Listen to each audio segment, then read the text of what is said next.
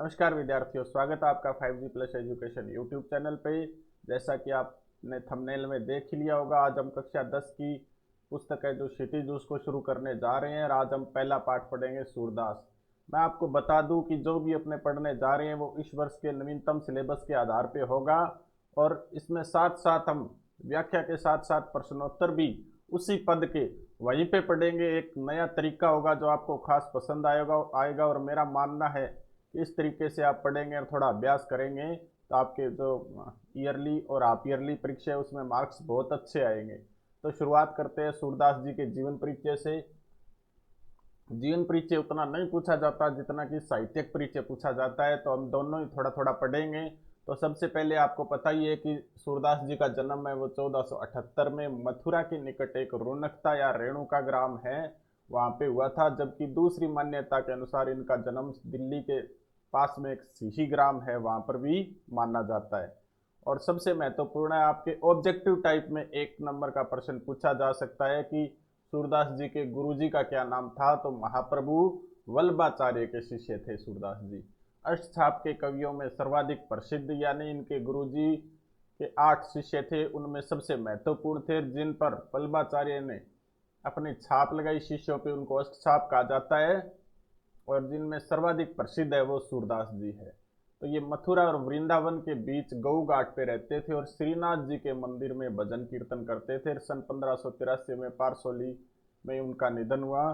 तो इसमें जो भी अपने परिचय पढ़ा है इसमें सबसे महत्वपूर्ण पार्ट है इनके गुरुजी का क्या नाम था, अच्छे से याद कर लेना, 1 नंबर का आ सकता है ऑब्जेक्टिव टाइप क्वेश्चन में। आगे जब इनकी रचनाएं मानी जाती है तो इनकी 3 रचनाएं हैं, सूरसागर, साहित्य लहरी और सूर सरावली। तो बच्चों ये भी पूछा जा सकता है कि निम्नलिखित में से सूरदास की रचना कौन सी नहीं है, तो जैसे 3 रचना ये दे दी, सूरदास है, साहित्य लहरी है, सूर सरावली। एक मान लो कोई और नाम दे दिया जैसे रामचंद्रिका दे दिया तो उसमें से चौथा छांटना होता है। या ये भी पूछा जा सकता है कि सूरदास की रचना कौन सी है, तो 3 कोई और नाम दे दिए, एक इन तीनों में से दे दिए। तो ये भी आपको अच्छे से पढ़ना है। सूरदास काफी महत्वपूर्ण है, निश्चित रूप से मान के चलिए आरबीएससी सीबीएसई में इसकी व्याख्या है वो आ सकती है। तीनों ग्रंथों में जो सर्वाधिक लोकप्रिय है, जो सूरदास की जो कीर्ति आज है उसके लिए जो सबसे महत्वपूर्ण है वो सूर सागर ही है।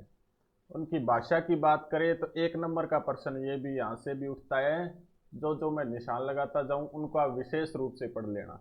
ब्रज भाषा के ये खास कवि रहे हैं और इनका जो महत्वपूर्ण ग्रंथ है वो सूर सागर है। तो लोकगीतों की परंपरा की ये श्रेष्ठ कड़ी मानी जाती है। खेती और पशुपालन वाले भारतीय समाज का दैनिक अंतरंग चित्र और मनुष्य की स्वाभाविक वृत्तियों का चित्रण सूरदास की कविताओं में मिलता है। सूरदास वात्सल्य और श्रृंगार के, सूरदास है, ये थोड़ा सा मिस्टेक है या के है, सूरदास है वो वात्सल्य और श्रृंगार के कवि हैं। ये चीज दोनों आपको जरूर लिखनी है। अगर सूरदास जी का साहित्य परिचय पूछा जाता है तो ये मोस्ट इंपॉर्टेंट है। सर्वश्रेष्ठ कवि माने जाते हैं। कृष्ण और गोपियों का जो सहज यानी स्वाभाविक मानवीय प्रेम की प्रतिष्ठा ये करता है। सूरदास ने मानव प्रेम की गौरव गाथा के माध्यम से सामान्य मनुष्य को हीनता के बोझ से मुक्त कर उनमें जीने की ललक है वो पैदा इन्होंने की थी।